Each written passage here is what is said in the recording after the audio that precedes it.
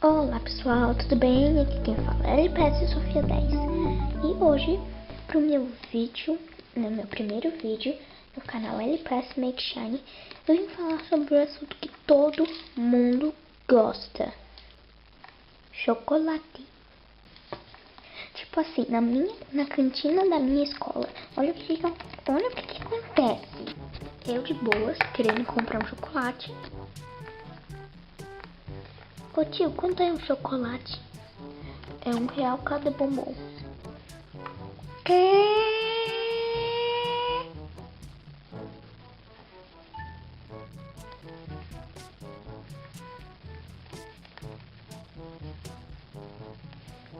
Mas vai, me dá um oi.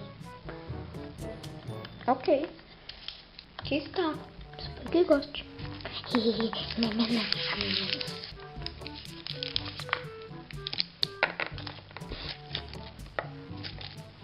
Enquanto você está ali abrindo o seu chocolate de boa, de repente vem um monte de gente falando: dá um pouquinho, dá um pouquinho, dá um pouquinho, dá um pouquinho, dá um pouquinho, dá um pouquinho,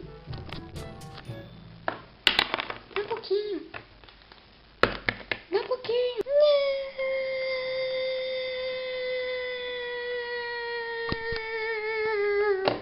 Chata, muito chata, ela não dá nada. Ai, ela é muito egoísta. Chata. E aí as pessoas começam a pensar coisas ruins de você, pensando que você é uma egoísta. Não, eu não sou egoísta. Talvez eu seja, mas ninguém toca no meu chocolate.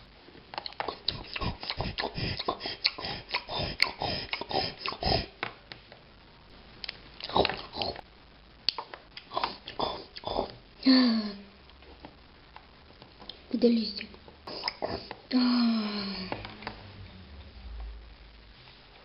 Então, pessoal, foi isso. Espero que vocês tenham gostado do vídeo.